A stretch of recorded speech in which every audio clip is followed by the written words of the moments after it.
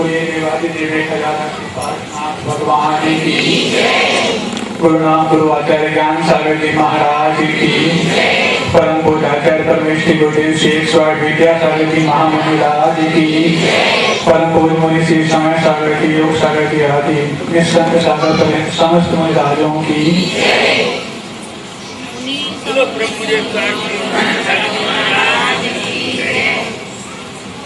अभी महाराज जी ने बहुत कुछ हृदय को छूने वाले संस्मरणों के साथ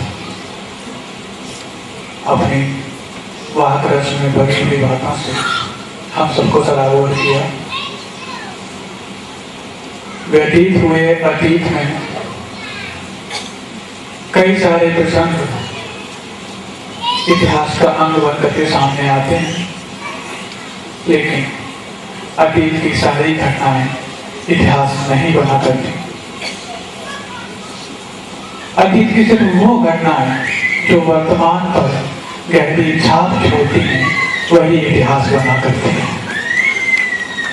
ऐसे ही उस इतिहास पुरुष आचार्य गुरुदेव ज्ञान सागर जी महाराज के बारे में आज हम कुछ सुनने बैठे, जिन्होंने उनको साक्षात देखा, न सिर्फ साक्षात देखा बल्कि उनके समान अपने आप को साक्षात्कार भी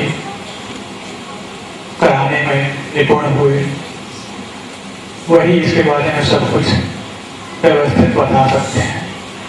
हम तो सिर्फ उनको देख करके उनका अनुमान लगाते हैं, जिनके इतिहास के बारे में हम कुछ यहाँ पर समझ रहे हैं।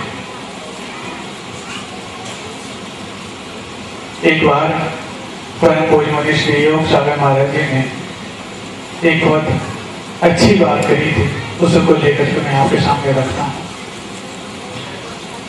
उन्होंने ये कहा था, मरण सिर्फ एक क्षण का है, लेकिन उसको टालने का प्रयास संसारी प्राणी जीवन भर करता रहता है। बहुत गहरी और रहस्यपूर्ण बात यह है।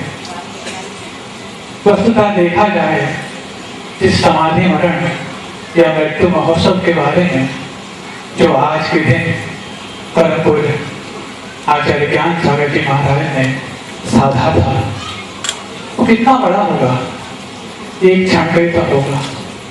लेकिन समाधि मरण यदि देखा जाए तो व्यक्ति अपने जीते जी कभी नहीं कर सकता। क्या कहा, कुछ अटपटी सी बात कह दी। कोई भी व्यक्ति जीते जी अपना समाधि मरण नहीं कर सकता, तो फिर कोई ज्ञानी अपने उस जिसके बारे में वो कुछ कर नहीं सकता क्या अपना समय खोएगा? लेकिन जो व्यक्ति समाधि पूर्वक जीते जी करके अपने शरीर का अंत कर देता है, दूसरों को कहने में आता है कि फलां सागर जी का समाधि मरण हो गया, तो व्यक्ति यदि वास्तव में ज्ञानी है तो वो अपने जो जीवन है उसको समाधि में बनाने में लगा रहता है। और ऐसे ही आचार्य ज्ञान सागर महाराज जी ने कर दिखाया कि पूरा जीवन उन्होंने समाधि में जिया, और बाद में जब वो शरीर का समापन हुआ तो हम लोगों के लिए सौगात छोड़ गए कि आज उनका हम समाधि मरण दिवस मना रहे हैं।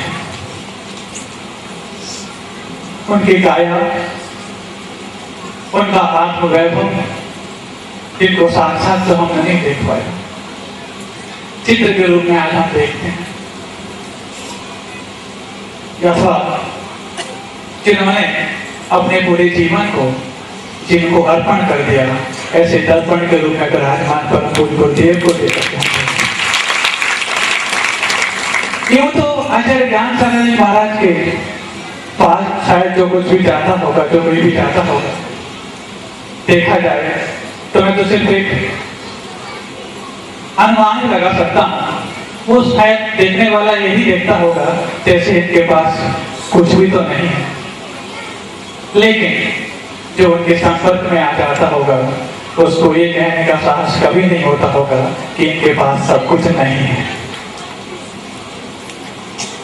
यूं तो वे अपने अधिकार में किसी को रखना नहीं चाहते थे, लेकिन वो साहसी कौन होगा जो उनको देकर ये कहने का साहस कर सकता हो कि मैं इनके अधिकार में रहना नहीं चाहता। और ऐसी उनकी परम वीतरागी जो मुद्रा थी, वही मुद्रा जब ऐसे उस इतने बड़े जनरेशन गैप को रखने वाले बालक विद्याधर के मन में जब उस मुद्रा को समाना आया होगा, तो शायद वो आशाएं लेके नहीं पहुंचे होंगे, बल्कि कुछ और लेके पहुंचे होंगे। क्यों? क्योंकि देने वाला देने से पहले ये नहीं देखता कि आपकी आशाएं क्या हैं, बल्कि वो तो देने से पहले ये देखता है कि आपके अधिकार क्या हैं। और जब व्यक्ति अपने अधिकार को प्रस्तुत करता है, तो देने वाले को मजबूर होना पड़ता है कि तुम तो उस सर्वोच्च सत्ता के भी अधिकारी बन सकते हो, जिस अधिकारी बनने के लिए मैं भी लालायित हूं। और ऐसा ही शायद उस समय हुआ हो। कई सारे प्रसंग अभी महाराज जी ने आपके सामने रखे। समय की बहुत सीमितता है और एक ही प्रसंग रख के अपनी बात को समाप्त करूंगा। बहुत प्रसंगों में सुना, साक्षात दर्शियों के माध्यम से सुना, और भी अभी बड़े महाराज लोग आपको बताएंगे और परम पूज्य गुरुदेव तो इसके बारे में बहुत अच्छे से बताएंगे। ये वाली बात मैंने परम पूज्य गुरुदेव के मुख से ही सुनी थी कि जब समय साल ग्रंथराज का जो आचार्य जयसेन स्वामी महाराज की जो टीका उस पर लिखी गई, उसका हिंदी अनुवाद करने की बात आई, तो इस समय और कैसे प्रसंग में वो हिंदी टीका लिखी गई, परम पूज्य गुरुदेव ने बताई थी स्वाध्याय के दरमियान कि एक विद्वान थे विद्या कुमार सेठी। उस वक्त आचार्य जी ब्रह्मचारी अवस्था में थे। वो विद्या कुमार सेठी संस्कृत के अच्छे विद्वान थे। वो उस टीका को पढ़ते थे।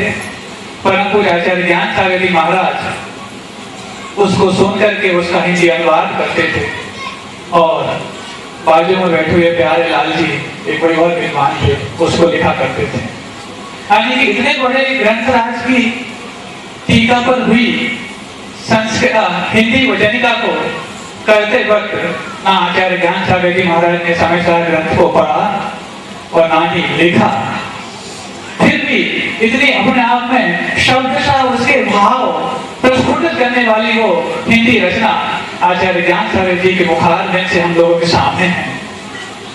लेकिन वो तो समय सार ग्रंथराज के ऊपर उन्होंने कुछ लिखा या कहा बोला, लेकिन जीवन समय सार को बनाते वक्त गुरुदेव ने आचार्य ज्ञान सागर जी महाराज ने बहुत कुछ पढ़ा होगा और ऐसा करा होगा कि आज हम उनको देख करके बहुत कुछ बिना पढ़े और बिना सीखे भी इतना कुछ समझ जाते हैं कि हम उनके मार्ग पर चलने के लिए लालायित हुए बगैर नहीं रहे।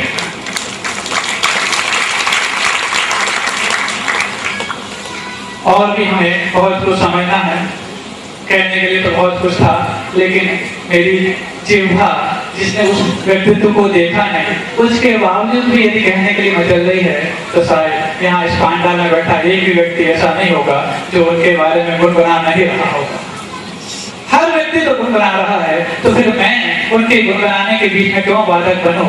और सीधा इसके बाद परम पूज्य प्रशस्त सागर महाराज जी के चरणों में निवेदन करके उनके सामने माइक करता हूँ कि अपनी मंगलमय वाणी से